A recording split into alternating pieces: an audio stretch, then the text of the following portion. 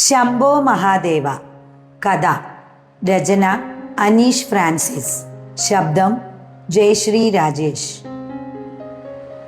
റാഫി അണ്ണന്റെ ലീഡർഷിപ്പിലുള്ള ഒരു കൊട്ടേഷൻ ടീമിലായിരുന്നു ഞാൻ അന്ന് ജോലി ചെയ്തിരുന്നത്. വെളുപ്പാൻ കാലത്ത് കുർബാന കാണാൻ പോവുകയായിരുന്ന ഒരു വൃദ്ധയുടെ മാല പറിച്ച കേസിന് ഞാൻ 6 മാസം ജയിലിലായിരുന്നു. റാഫി അണ്ണനായിരുന്നു എന്നെ ജാമ്യത്തിൽ ഇറക്കിയത്. ജാമ്യത്തിൽ ഇറങ്ങിയ ശേഷം ഞാനൊരു ജുവല്ലറി മോഷണത്തിൽ പങ്കെടുത്തു. അത് വൻ വിജയമായിരുന്നു. ആ പണം ഉപയോഗിച്ച് ഞാൻ മാലമോഷണ കേസിൽ നിന്നും ഊരി. പണം പിന്നെയും ബാക്കിയുണ്ടായിരുന്നു. കേസ് തീർന്നതിന് ശേഷം ഞാനൊരു ഓൾ ഇന്ത്യ ട്രിപ്പ് പോയി. ധനുഷ്കോടി മുതൽ കുളു മനാലി വരെ. ജയിലിൽ വച്ച് തുടങ്ങിയ ഫേസ്ബുക്ക് അക്കൗണ്ടാണ് എനിക്ക് യാത്രയ്ക്കുള്ള പ്രചോദനം നൽകിയത്. ധാരാളം ആളുകൾ, പ്രത്യേകിച്ച് സ്ത്രീകൾ, തനിച്ച് ഓൾ ഇന്ത്യ ട്രിപ്പ് നടത്തുന്നു. ആ യാത്രകൾ അവർക്ക് വലിയ മാറ്റം നൽകിയെന്ന് അവർ അവകാശപ്പെട്ടു. അവരുടെ പോസ്റ്റുകളും റീൽ വീഡിയോകളും എനിക്ക് ആവേശം പകർന്നു. കാശ്മീരിലെ മഞ്ഞ്, കൊങ്കൺ വഴിയുള്ള ട്രെയിൻ യാത്ര. ഞാൻ ഉത്സാഹഭരിതനായി. ഈ യാത്രയുടെ അവസാനത്തിൽ എനിക്കും ഒരു മാറ്റം വരുമെന്ന് ഞാൻ വിചാരിച്ചു. കൊടുമുടികൾ, മരുഭൂമികൾ, കടൽ തീരങ്ങൾ, ജനം, ജീവിതരസം ഊറിക്കുടിക്കാൻ ഒത്തുചേരുന്ന നഗര സായാഹ്നങ്ങൾ. എങ്കിലും മെല്ലെ എല്ലാം മടുത്തു. എനിക്ക് മടുത്ത വിവരം ഞാൻ എന്നോട് പോലും പറഞ്ഞില്ല. തോൽവി സമ്മതിക്കാൻ എനിക്ക് മനസ്സിലായിരുന്നു. ഞാനൊരു സ്വാമിയെ പരിചയപ്പെട്ടു. ഹിമാലയത്തിലെ ദുർഘടമായ ഒരു മലയിടുക്കിൽ ഒരു ഇരുണ്ട ഗുഹയിൽ തനിച്ചു കഴിയുകയാണ് കക്ഷി. സ്വാമി ഇടയ്ക്കിടെ അടുത്തുള്ള പട്ടണത്തിലേക്ക് വരും. ആളുകൾക്ക് സ്വാമിയെ വലിയ ബഹുമാനമാണ്. ഞാൻ അങ്ങേരുടെ ഒപ്പം കൂടി. എൻ്റെ വിവരങ്ങളെല്ലാം സ്വാമിയോട് പറഞ്ഞു. എല്ലാം തലകുലുക്കി കേട്ട ശേഷം 3 മാസം തനിക്കൊപ്പം നിൽക്കാൻ അദ്ദേഹം ആവശ്യപ്പെട്ടു. 3 മാസം കഴിഞ്ഞ് ഞാൻ ചോദിച്ചു. അപ്പോഴേക്കും ഒരു തീരുമാനമാകും, ശംഭോ മഹാദേവ, സ്വാമി പ്രതിവചിച്ചു. സ്വാമി വെളുപ്പിനെ 3 മണിക്ക് ഉണരും. ഗുഹയുടെ പിന്നിലൂടെ ഒഴുകുന്ന അരുവിയിൽ പോയി കുളിക്കും. 4 മണി മുതൽ 5 വരെ പൂജയാണ്. പൂജ എന്ന് വെച്ചാൽ ഗുഹയുടെ മൂലക്കിരിക്കുന്ന നടരാജ വിഗ്രഹത്തിൽ കണ്ണിമ വെട്ടാതെ നോക്കിയിരിക്കുക. തനി തങ്കത്തിൽ തീർത്ത നടരാജ വിഗ്രഹം. ശിരസിലും കഴുത്തിലും വജ്രം. രാത്രിയിൽ നടരാജൻ മിന്നി തിളങ്ങും. സ്വാമിയുടെ ഗുരു സമ്മാനിച്ചതാണ് ആ വിഗ്രഹം. വിറ്റാൽ ചുരുങ്ങിയത് 5 കോടി കിട്ടും. ഒരു ദിവസം ഞാൻ വിഗ്രഹത്തെ നോക്കി നിൽക്കുന്നത് കണ്ട് ഗുരു പറഞ്ഞു. ഞാൻ വാ പൊളിച്ചു. നിനക്ക് വേണോ? സ്വാമി ചോദിച്ചു. എനിക്കൊന്നും വേണ്ട. എനിക്കിപ്പോൾ കാശിൽ താല്പര്യമില്ല സ്വാമി, ഞാൻ പറഞ്ഞു. നല്ലത്. മെറ്റീരിയലിസ്റ്റിക് അഭിലാഷങ്ങളിൽ നിന്നും അകലുക. ശംഭോ മഹാദേവ. പൂജ കഴിഞ്ഞാൽ സ്വാമി വിഗ്രഹം ഒരു കമ്പിളിക്കെട്ടിനുള്ളിൽ മൂടി വയ്ക്കും. പിന്നെ ഗുഹയുടെ മുന്നിലെ പാറയിൽ വന്നിരിക്കും. ചുറ്റും മലനിരകളാണ്. അവിടെ ഇരുന്നാൽ മലനിരകൾക്കിടയിലൂടെ ഉദിച്ചു വരുന്ന സൂര്യൻ്റെ ആദ്യ കിരണങ്ങൾ ആസ്വദിക്കാം. സൂര്യൻ്റെ സ്വർണ്ണച്ചീളുകൾ നെറ്റിയുടെ മധ്യത്തിൽ സ്പർശിക്കുമ്പോൾ സ്വാമി പറയും, ഇളവയിലാണ് നമ്മുടെ പ്രഭാത ഭക്ഷണം. കാലുകൾ ചമരം പടിഞ്ഞ് യോഗാസനത്തിൽ കണ്ണടച്ചിരിക്കുന്നവർ മാത്രമാണ് സ്വാമിമാർ എന്ന എൻ്റെ ധാരണ തെറ്റി. വെയിൽ മൂക്കുന്നതുവരെ അദ്ദേഹം ഗുഹയുടെ മുന്നിലെ പാറയിലിരിക്കും. ചിലപ്പോൾ ഓരോ മൂളിപ്പാട്ട് പാടും. തീരെ സംസാരമില്ല. വെയിൽ ഉറച്ചാൽ ഗുഹയുടെ അകത്തേക്ക് വരും. ഒരു ലോട്ടയിൽ നിറച്ചു വച്ചിരിക്കുന്ന വെള്ളം കുടിക്കും. വെള്ളം കുടിക്കുന്നത് അമൃത് പാനം ചെയ്യുന്നത് പോലെയാണ്. വളരെ ആസ്വദിച്ച് സമയമെടുത്താണ് കുടിക്കുക. ഒപ്പം മുഖത്തൊരു ചിരിയുമുണ്ടാകും. ഉച്ചയാകുമ്പോൾ എന്തെങ്കിലും പഴങ്ങൾ കഴിക്കും. ചില ദിവസങ്ങളിൽ ഭക്ഷണമേ കഴിക്കില്ല. അത് കഴിഞ്ഞാൽ കിടന്നുറങ്ങും. സന്ധ്യയാകുമ്പോൾ ഉണർന്ന് വീണ്ടും ഗുഹയുടെ മുന്നിലെ പാറയിൽ പോയി ആകാശവും മലകളും വീക്ഷിക്കും. ഓരോ സ്ഥലത്തെയും ആകാശങ്ങൾ വ്യത്യസ്തമാണ്. നഗരത്തിലെ ആകാശത്തിന് ഒരു മോഷ്ടാവിൻ്റെ ചിരിയാണ്. ഈ മലമുകളിലെ ആകാശത്തിന് ഒരു വൃദ്ധന്റെ ശാന്തതയും. ഇവിടെ രാത്രിയായാലും മലകൾ ഇരുട്ടിൽ മുങ്ങില്ല. അവ നക്ഷത്ര വെളിച്ചത്തിൽ ഒരു മങ്ങിയ നീല നിറം കൈക്കൊള്ളും. സ്വാമി ഈ കാഴ്ചകളെല്ലാം ഒരു കൊച്ചുകുട്ടിയെ പോലെ പാതിരാത്രി വരെ ഇരുന്ന് ആസ്വദിക്കും. പിന്നെ കിടന്നുറങ്ങും. എന്തായിരുന്നു എൻ്റെ പണി? ഗുഹയിലേക്കുള്ള വെള്ളവും വിറകും ശേഖരിക്കുക. ഇടയ്ക്ക് 4-5 കിലോമീറ്റർ വനത്തിലൂടെ നടന്ന് പട്ടണത്തിൽ പോയി ഭക്ഷണ സാധനങ്ങളും മറ്റും വാങ്ങുക. ഞാൻ ചെല്ലുമ്പോൾ പട്ടണത്തിലുള്ളവർ അടുത്തു വരും. എന്തെങ്കിലും പഠിച്ചോ? അവർ ആകാംക്ഷയോടെ ചോദിക്കും. സ്വാമിക്ക് ഒരുപാട് അത്ഭുത ശക്തികൾ ഉണ്ടെന്നാണ് പട്ടണവാസികൾ പറയുന്നത്. മണ്ണ് സ്വർണമാക്കും, രൂപം മാറാനും അദൃശ്യനാകാനും ഭൂതവും ഭാവിയും പറയാനും മനസ്സ് വായിക്കാനും കഴിയും. ഞാൻ നുണ പറയുന്നില്ല. എനിക്കും എന്തെങ്കിലും വിദ്യ പഠിക്കണം എന്നുണ്ടായിരുന്നു. പക്ഷേ അങ്ങേര് വാ തുറക്കണ്ടേ? പക്ഷേ സ്വാമിയുടെ അടുത്തിരിക്കുമ്പോൾ ഒന്നും ചോദിക്കാൻ തോന്നില്ല. ചില സമയത്ത് അദ്ദേഹം വേറെ ഏതോ ലോകത്താണെന്ന് തോന്നും. മണിക്കൂറുകൾ കണ്ണടച്ച് ഒരേ ഇരിപ്പിരിക്കും. നിങ്ങൾ വിശ്വസിക്കില്ല, ഒരു ദിവസം ഞാൻ വിറകുമായി വരുമ്പോൾ സ്വാമിയുടെ മടിയിൽ ഒരു പുലിക്കുട്ടി കിടന്നുറങ്ങുന്നു. ധ്യാനത്തിൽ മുഴുകിയിരിക്കുന്ന സ്വാമി അത് അറിയുന്നു പോലുമില്ല. ചില ദിവസങ്ങളിൽ സ്വാമി വനത്തിലൂടെ നടക്കാൻ പോകും. ഒരു ഇലയെ പോലും വേദനിപ്പിക്കാതെയാണ് നടപ്പ്. ചിലപ്പോൾ ആ നടപ്പ് പട്ടണത്തിലേക്കാവും. സ്വാമിയുടെ അനുഗ്രഹം വാങ്ങാനും രോഗം ഭേദപ്പെടുത്താനും ആളുകൾ ഓടിക്കൂടും. കാര്യങ്ങൾ ഇങ്ങനെയൊക്കെ ആയിരുന്നെങ്കിലും എൻ്റെ മനസ്സ് അസ്വസ്ഥമായിരുന്നു. എന്തൊക്കെ ദിവ്യത്വമുണ്ടായാലും ഈ കാട്ടിൽ ജീവിച്ചിട്ട് എന്ത് കാര്യം? ആളുകളുടെ ഒപ്പം ജീവിക്കുന്നതാണ് വെല്ലുവിളി. ഞാൻ ഇടയ്ക്കിടെ റാഫി അണ്ണനെ കുറിച്ച് ഓർത്തു. ഒരിക്കൽ മദ്യപിക്കുന്നതിനിടയിൽ കൊട്ടേഷനും മോഷണവും എല്ലാം നിർത്തി ഒരു തട്ടുകട തുടങ്ങുന്നതിനെ കുറിച്ച് റാഫി അണ്ണൻ പറഞ്ഞിരുന്നു. എനിക്ക് നന്നായി പൊറോട്ട അടിക്കാനറിയാം. അണ്ണന് ഇറച്ചിയും മീനുമെല്ലാം നന്നായി വെക്കാനും. കുടിച്ച് ബോധം കെടുന്നതുവരെ ഞങ്ങൾ തട്ടുകട തുടങ്ങുന്നത് വിശദമായി പ്ലാൻ ചെയ്തതാണ്. എന്നാൽ രാവിലെ ഉണർന്നപ്പോൾ അണ്ണൻ എല്ലാം മറന്നു. ഞാൻ തട്ടുകടയുടെ കാര്യം ഓർമ്മിപ്പിച്ചപ്പോൾ റാഫി അണ്ണൻ കുറച്ചു നേരം എന്നെ മിഴിച്ചു നോക്കി, പിന്നെ പൊട്ടിച്ചിരിച്ചു. നീ അതും ഓർത്തോണ്ടിരിക്കുമായിരുന്നോ? അതൊന്നും നടക്കത്തില്ല. അതെന്താ? ഞാൻ ചോദിച്ചു. ഒന്നാമത് കാശ് വേണം, ജസ്റ്റ് 4-5 ലക്ഷം രൂപ. പിന്നെ നമ്മൾ നന്നാകാൻ പോലീസുകാർ സമ്മതിക്കത്തുമില്ല. അത് മാത്രമല്ല, റാഫി അണ്ണൻ ഒന്ന് നിർത്തി. അണ്ണൻ എന്തു പറഞ്ഞാലും അതിൽ ജസ്റ്റ് എന്ന വാക്ക് മിക്കവാറും ഉണ്ടാകും. ഞാൻ ചോദ്യഭാവത്തിൽ അണ്ണനെ നോക്കി. ഒരു 10-30 വയസ്സ് കഴിഞ്ഞാൽ പിന്നെ ആരൊക്കെ വിചാരിച്ചാലും നന്നാകാൻ പറ്റുകയില്ല. അതുവരെയുള്ള ജീവിതം പിന്നെയും പിന്നെയും ആവർത്തിച്ചുകൊണ്ടിരിക്കും. അല്ലെ പിന്നെ ജസ്റ്റ് വല്ല അത്ഭുതവും നടക്കണം. ആ അത്ഭുതത്തിനു വേണ്ടിയാണ് ഞാൻ എപ്പോഴും ഓടി നടന്നത്. സ്വാമിയുടെ ഒപ്പം കൂടിയതും അതിനു വേണ്ടി തന്നെയാണ്. ഉള്ളിൻ്റെ ഉള്ളിൽ നിന്നും വരുന്ന കുറ്റപ്പെടുത്തലിൻ്റെയും നാണക്കേടിൻ്റെയും സ്വരത്തിൽ നിന്ന് ഓടി രക്ഷപ്പെടാനാണ്. ഗുഹയുടെ അരികിലെ കാട്ടുചോലയിൽ നിന്നും വെള്ളം കോരുമ്പോൾ ഞാൻ വടിവാൾ വീശുന്നതും ചോര തെറിക്കുന്നതും സ്വപ്നം കണ്ടു. തേനും പഴങ്ങളും ശേഖരിക്കുമ്പോൾ മിനുമിനുത്ത ഒരു കഴുത്തിൽ നിന്ന് സ്വർണമാല പറിക്കുന്നത് ഭാവനയിൽ കണ്ടു.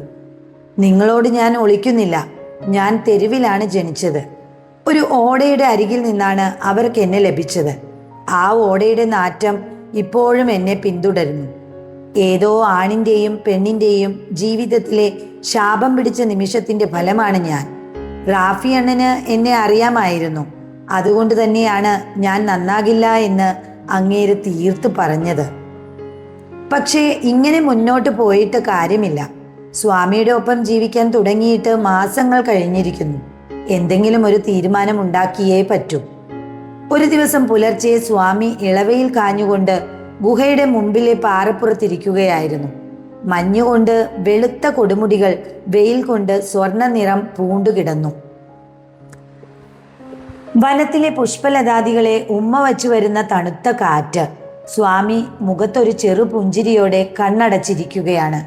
പെട്ടെന്ന് അദ്ദേഹം എന്നെ കണ്ണു തുറന്ന് ഗൗരവത്തോടെ നോക്കി. നിനക്ക് എന്നോട് എന്തെങ്കിലും ചോദിക്കാനുണ്ടോ? സ്വാമി ചോദിച്ചു. അത് സ്വാമിക്ക് എങ്ങനെ മനസ്സിലായി? ഞാൻ അത്ഭുതത്തോടെ ചോദിച്ചു. സ്വാമി ചിരിച്ചു. നിനക്കും എനിക്കും ഇടയിലുള്ള വായുവിന് ഒരു സംഭ്രമമുണ്ട്, അത് തന്നെ കാര്യം. ഞാൻ സ്വാമിയുടെ കാലിൽ വീണു. സ്വാമി എന്നെ പിടിച്ചെഴുന്നേൽപ്പിച്ചു. എനിക്കിതാണ് വേണ്ടത് സ്വാമി, എനിക്ക് എന്തെങ്കിലും വിദ്യ പഠിപ്പിച്ചു തരണം. ഞാൻ പറഞ്ഞു. എന്ത് വിദ്യ? ഭൂതവും ഭാവിയും പറയുന്ന വിദ്യ. അത് പഠിച്ച് ഞാൻ എവിടെയെങ്കിലും പോയി രക്ഷപ്പെടട്ടെ. അത് എളുപ്പമല്ലേ? ഒരു മനുഷ്യന്റെ ഭൂതകാലത്തിന്റെ ആവർത്തനം തന്നെയാണ് ഭാവിയും. പ്രതികാര ബുദ്ധിയുമായി നടക്കുന്നവർ അത് തുടരും. ചതിക്കുന്ന സ്വഭാവമുള്ളവർ അത് തുടരും. ഭൂതകാലത്തിൽ നിന്ന് മനുഷ്യന് മോചനമില്ല. അവൻ ആവർത്തിച്ചുകൊണ്ടേയിരിക്കും. അത് മനസ്സിലാക്കി അവന്റെ മനസ്സ് പരിശോധിച്ചാൽ അവന്റെ ഭാവിയും പ്രവചിക്കാം. സ്വാമി തന്റെ കൈവെള്ള നിവർത്തി എന്നെ കാണിച്ചു. അതിൽ ഒറ്റ വര പോലുമില്ല. ഭൂതകാലത്തിൽ നിന്ന് മോചനം പ്രാപിച്ചാൽ കൈരേഖകൾ മാഞ്ഞു തുടങ്ങും. അങ്ങനെയുള്ള മനുഷ്യന്റെ സമയത്തിന് ഭൂതം ഭാവി എന്ന വ്യത്യാസം ഉണ്ടാവില്ല. അവന്റെ ജീവിതത്തിൽ പിന്നെ ആകെ ഒരേ ഒരു സമയമേ ഉള്ളൂ. സ്വാമി കൈകൾ രണ്ടും ഉദിച്ചുയരുന്ന സൂര്യന് നേരെ വിടർത്തി. സൂര്യപ്രകാശത്തിൽ സ്വാമിയുടെ മുഖം വെട്ടിത്തിളങ്ങി. അത് ഈ നിമിഷമാണ്, ഈ നിമിഷം മാത്രം. ശംഭോ മഹാദേവ. എനിക്ക് സ്വാമി പറഞ്ഞ കാര്യങ്ങൾ പൂർണ്ണമായി മനസ്സിലായില്ല. എങ്കിലും സ്വാമിക്ക് എൻ്റെ മനസ്സ് ഒരു കടലാസ് പോലെ വായിക്കാൻ കഴിയുമായിരുന്നു. നിനക്ക് നന്നാകണം എന്നും രക്ഷപ്പെടണമെന്നും ഉണ്ട്. പക്ഷേ ഇപ്പോഴും നീ ഭൂതകാലത്തിന്റെ തടവിലാണ്. ഇനിയും തെറ്റുകൾ ആവർത്തിക്കും. അനാഥനായി ജനിച്ചതിന്റെ പകയാണ് നിനക്കിപ്പോഴും ജീവിതത്തോട്. അത് മാറണമെങ്കിൽ... സ്വാമി ഒരു നിമിഷം സംസാരിക്കുന്നത് നിർത്തി എന്നെ നോക്കി. നിന്നെ തകിടം മറിക്കുന്ന ഒരു ഉപദേശം നിനക്ക് ലഭിക്കണം. കീറി മുറിക്കുന്ന ഒരു വാക്കിൽ നീ സ്വതന്ത്രനാകും. ശംഭോ മഹാദേവ. സ്വാമിയുടെ വാചകങ്ങൾ എന്നെ സ്പർശിച്ചില്ല. ഇത്രയും ശക്തിയുള്ള ഒരു മനുഷ്യന് എന്നെ സഹായിച്ചാൽ എന്താണ്? ഞാൻ അങ്ങേരുടെ കൂടെ കൂടിയിട്ട് മാസങ്ങളായി.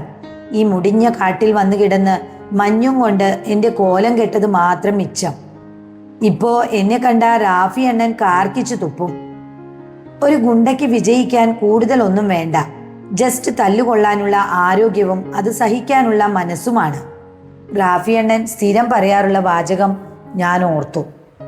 ശരിക്കും റാഫി അണ്ണൻ പറയുന്ന കാര്യങ്ങൾ തന്നെയല്ലേ സ്വാമിയും പറയുന്നത്? പക്ഷേ റാഫി അണ്ണന് അത്ഭുത ശക്തികളൊന്നുമില്ലെന്ന് മാത്രം. ഹേ, അങ്ങനെ പറയാൻ പറ്റുമോ?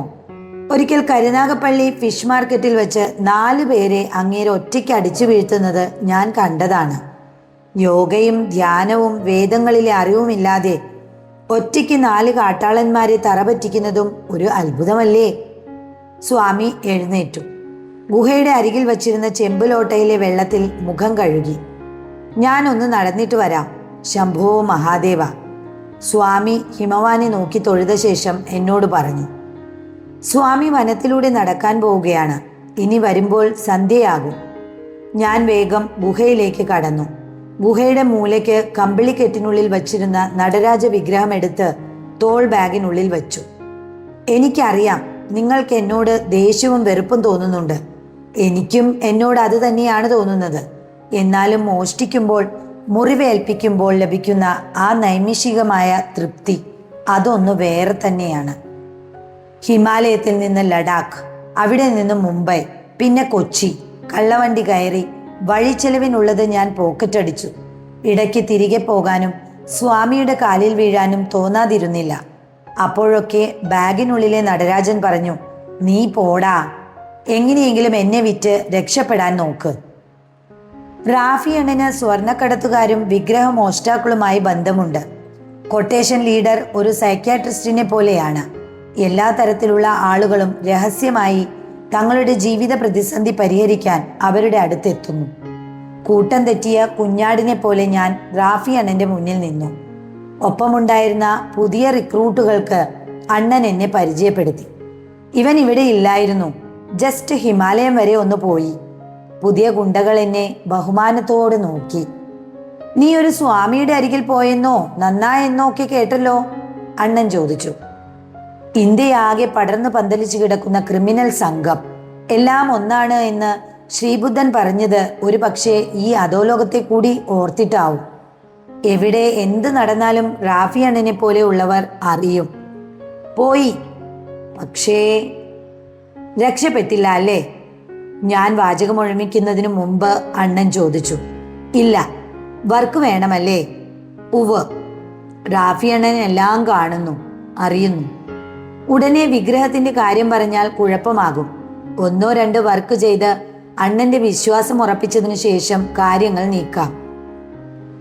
ഞാൻ 5 തവണ ശ്വാസം ദീർഘമായി ശ്വസിച്ചു. മനസ്സിൽ ഒരു താമരപ്പൂ സങ്കല്പിച്ചു. ഒക്കെ സ്വാമിയുടെ കൂടെ കൂടിയപ്പോൾ ലഭിച്ച ചില്ലറ അറിവുകളാണ്. അടിവയറ്റിൽ നിന്ന് മെല്ലെ ദീർഘമായി ശ്വസിക്കണം. ശ്വാസത്തിൽ പൂർണ്ണമായി ശ്രദ്ധ വരണം. സമ്മർദ്ദം മായും. മനസ്സ് സ്വസ്ഥമാകും. ദേഹമാകെ ഒരു താമരപ്പൂ പോലെ വിടരുന്നതറിയും. ഓം ഓം. ഒരു വർക്കുണ്ട്. ജസ്റ്റ് ഒരു ചെറിയ കൊട്ടേഷൻ. മുമ്പിലിരുന്ന ബീഫ് ചില്ലിയിൽ നിന്നും ഒരു കഷ്ണം എടുത്ത് ചവച്ചുകൊണ്ട് റാഫി അണ്ണൻ പറഞ്ഞു. കൊട്ടേഷൻ വേണ്ട റാഫി അണ്ണ, വേറെ എന്തെങ്കിലും ചെറിയ വർക്ക്. ഞാൻ ഉദ്ദേശിച്ചത് മോഷണമായിരുന്നു. അതൊക്കെ തരാം. ഇത് തീരെ ചെറിയ കേസാണ്. ഒരു റിട്ടയർ ആയ ടീച്ചറാണ് കസ്റ്റമർ. ജസ്റ്റ് 2000 രൂപ. ജസ്റ്റ് 5 മിനിറ്റിന്റെ വർക്കേ ഉള്ളൂ. 2000 രൂപ ഒരു കൈയൊടിക്കുന്നതിന്റെ റേറ്റ്. വർഷങ്ങൾക്ക് മുമ്പ് ഞാൻ ഫീൽഡിൽ വരുമ്പോഴും അത് തന്നെയായിരുന്നു റേറ്റ്. ഞങ്ങൾ ഇതിന് GST ഈടാക്കുന്നില്ല. ആര്യാസ് ഹോട്ടലിൽ പോയി ഒരു കാപ്പിയും വടയും വാങ്ങി കഴിക്കാൻ പോലും 50 രൂപയാകും. കൊട്ടേഷൻ രംഗത്തും സാലറി പരിഷ്കരണം വരണം. സാരമില്ല, എന്തെങ്കിലും ആവട്ടെ. കയ്യിലിരിക്കുന്നത് തനി തങ്കത്തിൽ നൃത്തം ചെയ്യുന്ന നടരാജനാണ്. ശംഭോ മഹാദേവ. പിറ്റേന്ന് തന്നെ ഞാൻ കസ്റ്റമറുടെ അടുത്തെത്തി. നഗരത്തിലെ ഫ്ലാറ്റിൽ തനിച്ചു താമസിക്കുന്ന വൃദ്ധ. പേര് സുഭദ്ര. അധ്യാപികയായി വിരമിച്ചതാണ്. സ്വർണ്ണ ഫ്രെയിമുള്ള കണ്ണട മൂക്കിൽ ഉറപ്പിച്ചിട്ട് ടീച്ചർ എന്നെ സൂക്ഷിച്ചു നോക്കി. നീ രാവിലെ കാപ്പി കുടിച്ചിട്ടാണോ വന്നത്? ടീച്ചർ അന്വേഷിച്ചു. അതെ. ഇഡ്ഡലിയും ചമ്മന്തിയും ഉണ്ട്. ഗുണ്ടകൾക്ക് ഇറച്ചിയൊക്കെ ആയിരിക്കും ഇഷ്ടമല്ലേ? അങ്ങനെ ഒന്നുമില്ല, ഞാൻ കഴിച്ചിട്ടാ വന്നത്. പൊറോട്ടയും ഇറച്ചിയും ഒക്കെ വേണേൽ പോണ വഴിക്ക് ഹോട്ടലിൽ നിന്ന് മേടിച്ചു തിന്നോ, ഞാൻ കാശ് കൊടുത്തോളാം, സുഭദ്ര ടീച്ചർ ഉദാരപൂർവം പറഞ്ഞു.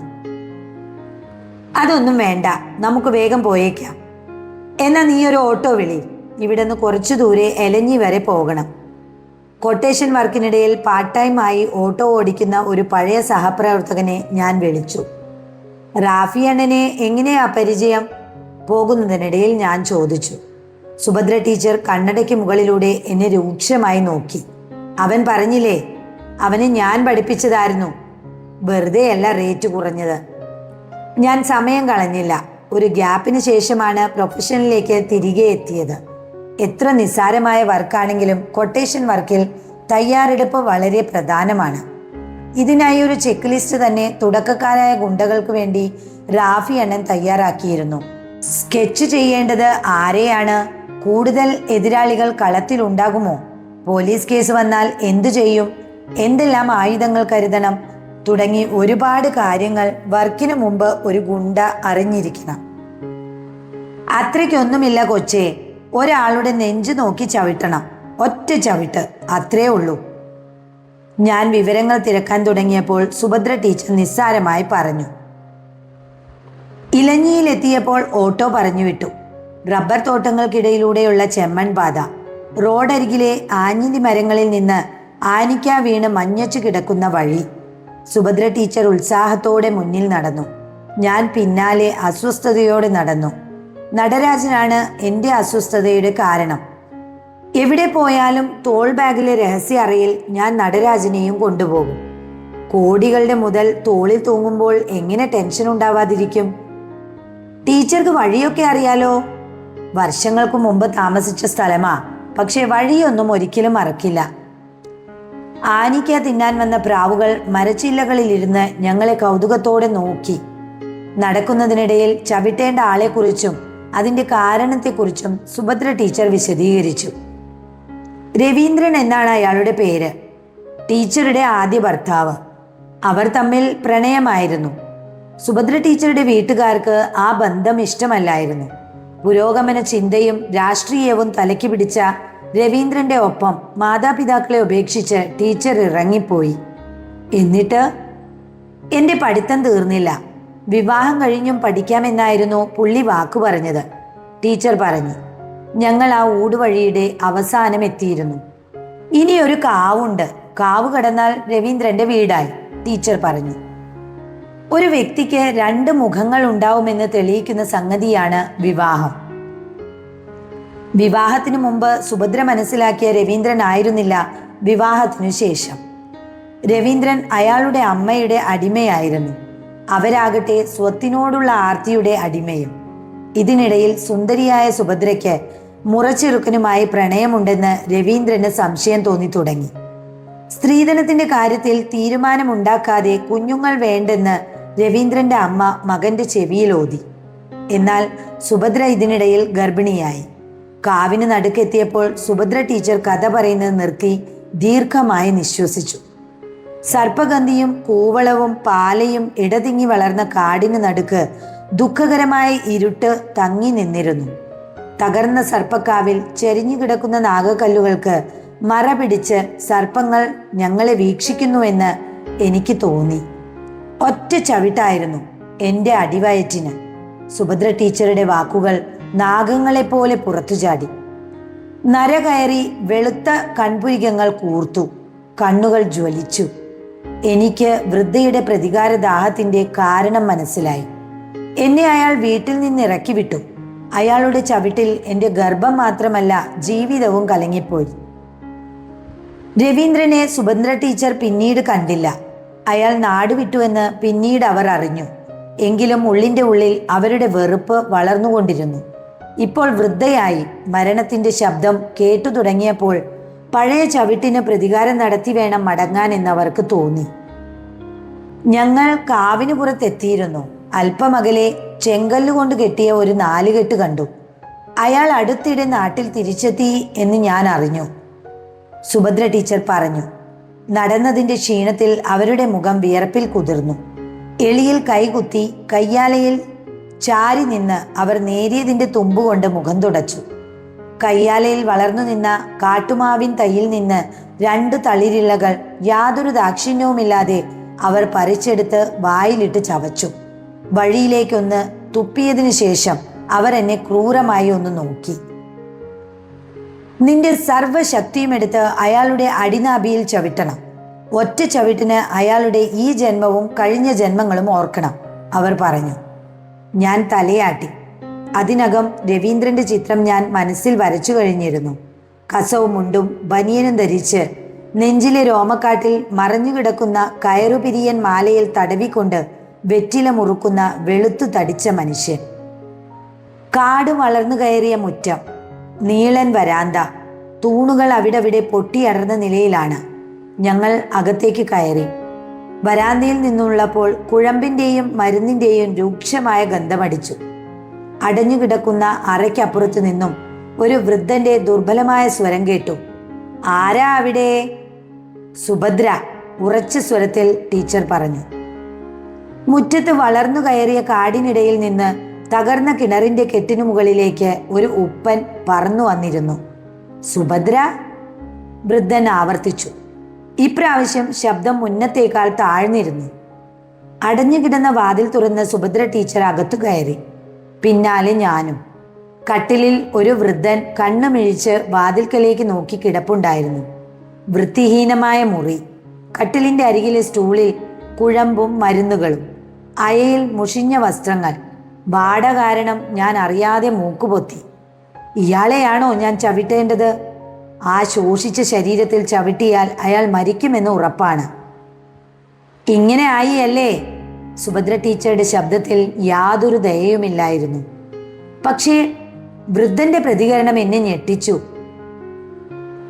ഇങ്ങനെ ആയില്ലായിരുന്നെങ്കിൽ നീ ദുഃഖിക്കില്ലായിരുന്നോ സുഭദ്രേ? കിഴവൻ ചോദിച്ചു. സുഭദ്ര ടീച്ചർ അയാളെ വെറുപ്പോടെ നോക്കി. കർമ്മഫലം എന്നൊന്നുണ്ടല്ലോ, ടീച്ചർ പറഞ്ഞു. ഉവ്വോ? വൃദ്ധൻ ഒരു തമാശ കേട്ടതുപോലെ ചോദിച്ചു. ഉവ്വോ, അങ്ങനെ ഒന്നുണ്ടോ?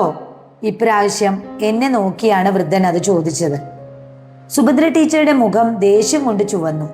അവർ എന്നെ നോക്കി വേണ്ട എന്ന രീതിയിൽ കണ്ണുകൊണ്ട് കാണിച്ചു. ചവിട്ടേണ്ട എന്നാണ് ആ സംജ്ഞയുടെ അർത്ഥമെന്ന് എനിക്ക് മനസ്സിലായി. അങ്ങനെ ഒന്നുണ്ട്. അതുകൊണ്ടാണല്ലോ നിങ്ങളുടെ ചവിട്ടുകൊണ്ട് ഞാൻ ചാവാതിരുന്നത്. വൃദ്ധൻ കണ്ണടച്ചു കിടന്നു. നിങ്ങൾ പിന്നെ കല്യാണം കഴിച്ചില്ലേ? എവിടെ നിങ്ങളുടെ കുടുംബം? ടീച്ചർ പരിഹാസപൂർവ്വം ചോദിച്ചു. പിന്നെ ഒന്നും ശരിയായില്ല. താൻ പറഞ്ഞതുപോലെ കർമ്മഫലം. അയാൾ കണ്ണുകൾ മെല്ലെ തുറന്ന് എന്നെ നോക്കി. ഇയാൾ സുഭദ്രയുടെ? അയാൾ ടീച്ചറിനോട് ചോദിച്ചു. എൻ്റെ മകൻ, സുഭദ്ര ടീച്ചർ എന്നെ ചേർത്ത് പിടിച്ചു. എൻ്റെ നെഞ്ചിലൂടെ ഒരു മിന്നൽ പാഞ്ഞു. നിങ്ങൾ എൻ്റെ ഗർഭം കലക്കിയെങ്കിലും ഞാൻ വീണ്ടും അമ്മയായി. വൃദ്ധൻ ചാട്ടവാറടിയേറ്റ പോലെ ഒന്ന് ചുരുണ്ടു. 100 ചവിട്ടുകളേക്കാൾ ഫലമുണ്ടായിരുന്നു ആ വാക്കുകൾക്ക്. അയാളുടെ പതനം പൂർത്തിയായി എന്നെനിക്ക് തോന്നി. നീ ജയിച്ചു സുഭദ്രേ, നീ തന്നെയേ ജയിക്കൂ എന്ന് എനിക്ക് അറിയാമായിരുന്നു, വൃദ്ധൻ ചിലമ്പിച്ച സ്വരത്തിൽ പറഞ്ഞു. ഇനി നിങ്ങൾ പൊയ്ക്കോളൂ, ഞാനൊന്ന് മയങ്ങട്ടെ, അയാൾ പറഞ്ഞു. ഞങ്ങൾ തിരിഞ്ഞു നടക്കാൻ ഒരുങ്ങിയതും അയാൾ കൈ ഉയർത്തി എന്നെ അനുഗ്രഹിച്ചു. മോൻ നന്നായി വരും, വൃദ്ധൻ പറഞ്ഞു. അയാളുടെ കണ്ണുകളിൽ ആ നിമിഷം വെറുപ്പോ ദുഃഖമോ ഇല്ലായിരുന്നു. പകരം ഒരു സമുദ്രത്തിൻ്റെ ശാന്തത മാത്രം. ഞാൻ എന്തു പറയണമെന്നറിയാതെ ഒരു നിമിഷം നിന്നു. ടീച്ചർ എന്നെ കാത്തു നിൽക്കാതെ മുറി വിട്ടിറങ്ങിയിരുന്നു. ഞാൻ നോക്കിയപ്പോൾ അവർ മുറ്റത്തെത്തി നടന്നു തുടങ്ങിയിരുന്നു. ഞാൻ പോട്ടെ എന്ന് പറഞ്ഞ് ധൃതിയിൽ ഞാൻ ടീച്ചറുടെ പിന്നാലെ ഓടി. ടീച്ചർ നിൽക്കൂ, ഞാൻ ഉറക്കെ വിളിച്ചു. അവർ അപ്പോഴേക്കും മുറ്റം വിട്ട് പൊന്തക്കാട് പടർന്ന ഇടവഴിയിലെത്തിയിരുന്നു. എൻ്റെ വിളി കേട്ട് അവർ നിന്നു. ഓ, നിനക്ക് കാശ് വേണമല്ലേ? ടീച്ചർ എളിയിൽ നിന്നും പേഴ്സ് എടുത്തു. ചവിട്ടിയില്ലല്ലോ, അപ്പോ പാതി കാശ് പോരെ? ടീച്ചർ പേഴ്സിൽ നിന്നും ചുരുട്ടി വെച്ച നോട്ടുകൾ എടുത്ത് നിവർത്തി എണ്ണാൻ തുടങ്ങി. നിനക്ക് അച്ഛനും അമ്മയും ഇല്ല അല്ലേ? ടീച്ചർ കാശ് എണ്ണുന്നതിനിടയിൽ ചോദിച്ചു. ഇല്ല. എനിക്ക് തോന്നി. ഈ ജന്മം മുഴുവൻ ആ കാരണത്തിന്റെ പേരിൽ കള്ളനായും കൊള്ളക്കാരനായും ജീവിച്ചു തീർക്കാനാണോ നിന്റെ ഉദ്ദേശം? കത്തുന്ന നോട്ടത്തോടെ ടീച്ചർ ചോദിച്ചു. കാശ് വാങ്ങാൻ നീട്ടിയ കൈ ഞാൻ പിൻവലിച്ചു. എൻ്റെ ശിരസ് താന്നു. ടീച്ചർക്ക് ശരിക്കും മോനുണ്ടോ? ഞാൻ മെല്ലെ ചോദിച്ചു. ഇല്ല, അങ്ങേരെ തോൽപ്പിക്കാനാണ് നീ എൻ്റെ മോനാന്ന് പറഞ്ഞത്. ടീച്ചർ നോട്ടുകൾ ബലമായി എൻ്റെ കൈവെള്ളയിൽ വെച്ചു. പക്ഷേ എനിക്കൊരു മകനുണ്ടായിരുന്നെങ്കിൽ നിന്നെപ്പോലെ ഒരു ഗുണ്ടയോ തെമ്മാടിയോ ആവില്ലായിരുന്നു. അവനു പകരം നീയാണ് എൻ്റെ മകൻ എന്നെനിക്ക് പറയേണ്ടി വന്നു. അതായിരിക്കണം എൻ്റെ കർമ്മഫലം, എൻ്റെ ഗതികേട്. ആ നിമിഷം എൻ്റെ ഉള്ളിൽ എന്തോ തകർന്നു വീണു. ആകെയുലച്ച ആ വാക്കുകളുടെ ശക്തിയിൽ എത്ര നേരം നിലത്തേക്ക് നോക്കി നിന്നുവെന്ന് ഞാൻ അറിഞ്ഞില്ല. കണ്ണുകൾ ഉയർത്തിയപ്പോൾ ടീച്ചർ പോയി കഴിഞ്ഞിരുന്നു. നന്നായി വരും, ആ വൃദ്ധൻ കൈയുയർത്തി എന്നെ അനുഗ്രഹിക്കുന്നത് എൻ്റെ മനസ്സിൽ തെളിഞ്ഞു. അപ്പോഴാണ് ഞാൻ ഓർമ്മിച്ചത്, അയാളുടെ കൈവെള്ളയിൽ വരകളില്ലായിരുന്നു. ശംഭോ മഹാദേവ! ഞാൻ തിരിഞ്ഞു നോക്കി. പിറകിൽ ആ വൃദ്ധൻ നിൽക്കുന്നു. രൂപം മാത്രമാണ് ആ വൃദ്ധൻ്റേത്. ചുണ്ടിലെ ചിരിയും കണ്ണിലെ പ്രകാശവും എൻ്റെ ഗുരുവിൻ്റേത് തന്നെ. ഞാൻ തോൾ ബാഗിൽ നിന്നും വിഗ്രഹമെടുത്ത് ആ പാദത്തിൽ വെച്ച് സാഷ്ടാംഗം വീണു. ഗുരു, ഞാൻ കണ്ടതിൽ ഏതാണ് സത്യം, ഏതാണ് മിഥ്യ? ഞാൻ ചോദിച്ചു. എൻ്റെ കണ്ണുകൾ നിറഞ്ഞിരുന്നു. ഗുരു എൻ്റെ ഉച്ചിയിൽ വിരൽ തൊട്ടു. ഒരു വിദ്യുത് തരംഗം ഉള്ളിലൂടെ കടന്നുപോയി. അതൊരു തെറ്റായ ചോദ്യമാണ്. എല്ലാം ഉണ്മയാണ്. ഓരോരുത്തരും കാണുന്നതിനനുസരിച്ച് അത് മാറുന്നു. ശംഭോ മഹാദേവ! ഞാൻ ശിരസുയർത്തി. അദ്ദേഹം മറിഞ്ഞിരിക്കുന്നു. ഇപ്പോൾ ഞാൻ തനിച്ചാണ്. ഞാൻ എഴുന്നേറ്റ് ബാഗ് തോളിലിട്ടു. പെട്ടെന്ന് ഫോൺ ബെല്ലടിച്ചു. റാഫിയണ്ണനാണ്. ഡാ, ചവിട്ടി കഴിഞ്ഞെങ്കിൽ നേരെ ചാവക്കാടിന് പോകണം. ഒരാളെ ജസ്റ്റ് വെട്ടിക്കൊല്ലണം. ഞാനില്ല, ഞാൻ വർക്ക് നിർത്തിയണ്ണ. പിന്നെ നീ എന്ത് ചെയ്യാൻ പോകുന്നു? അണ്ണൻ ചോദിച്ചു. ഞാനൊരു തട്ടുകട തുടങ്ങാൻ പോകുന്നു. ടീച്ചർ തന്ന കടുകുമണം പിടിച്ച നോട്ടുകൾ ഭദ്രമായി പേഴ്സിൽ വെച്ചുകൊണ്ട് ഞാൻ പറഞ്ഞു.